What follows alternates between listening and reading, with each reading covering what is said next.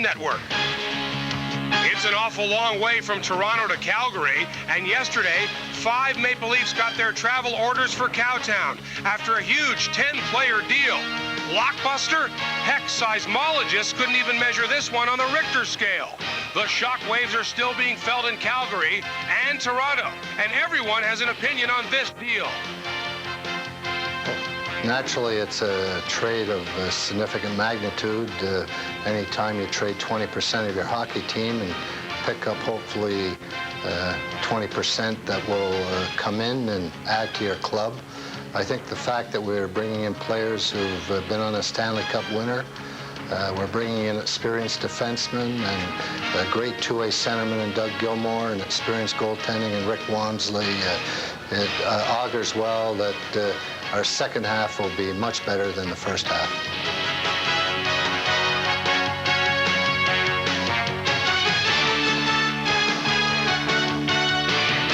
Molson Leaf Hockey on the Global Television Network. Brought to you by Molson Canadian.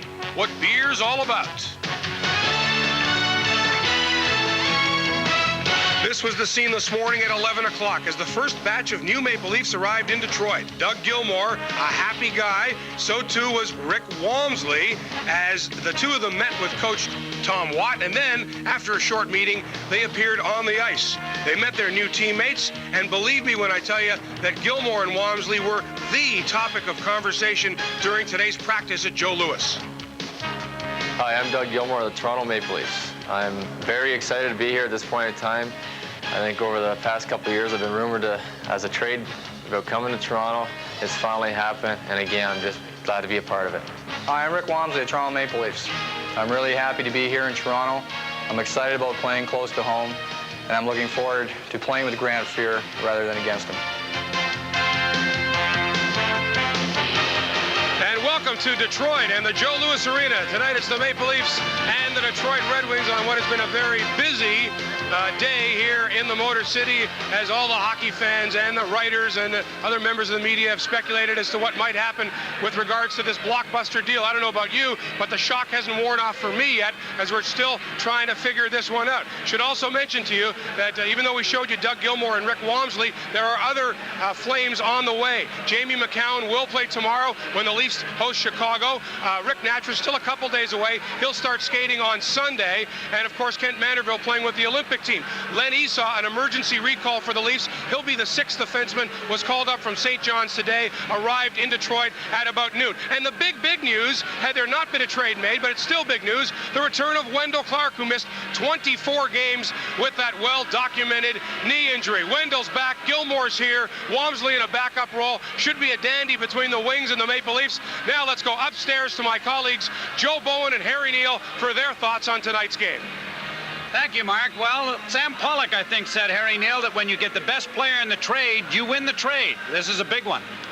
Well, this is a big one. Doug Gilmour is the best player in the trade, and if you believe Sam Pollock, then you're going to think the Leafs came out best in this trade with Calgary, because Gilmour will also fill a terrible void that the Leafs have traveled with all year, and that is not a good playmaking center other than Peter Zezel. So Gilmour will really help the Leafs for those two reasons.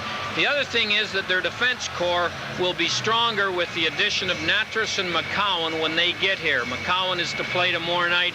Natras has got a bad foot but can start to skate Sunday, so he'll be here next week sometime. And the Leafs will be better as a defense group with these two in the lineup than they were before they got here. And finally, Cliff Fletcher knew as much as you could know about not only the players he sent to Calgary, but the players he got from Calgary. And it's an old NHL axiom that the only players you really know in a trade are the ones you're giving up. This is not true for Fletcher and Tom Watt, who coached all the players that came this way. But as far as the Leafs are concerned, it's not all a one-way street. There are some negatives in this. Well, when you have 10 players involved in a trade, you're going to find out that you gave up some people that you wouldn't, you'd prefer not to. The Leafs did become older in this trade, and for a team that's going to have a tough time making the playoffs this year, I wonder how much this trade will help them 2 or 3 years from now. Another thing to think about is the fact that they lost Craig Berube. they'll miss his toughness, his aggressiveness, his enthusiasm. He was a catalyst for this team, especially with Wendell Clark out. I'm wondering whether the Red Wings will notice Berube's gone tonight, too. I know that most defensemen in the league got to meet Berube, not under nice conditions. I worry a little bit, too, about Alexander Godinyak not with the Leafs. Not that he's going to hurt them not being here now, but he looked at times to me like he could develop into a pretty good hockey player in this league, and now he's going to do it for Calgary. And Manderville, of course, Kent Manderville was not here, so that's a bit of a minus because he's not here immediately, but he could be a big plus in the future. Well, the Leafs need somebody, some young players on the horizon. They don't have very much in the way of draft picks that aren't here. Manderville, 24th overall by Calgary out of Cornell. Now he's playing for the Canadian Olympic team. I've heard good things about him. Dave King thinks he can play in the National League, and 3 years from now, he may be the best player in this trade. So at least Cliff Fletcher got 92 off with a big bang. And this is Molson Canadian Leaf Hockey on the Global Television Network.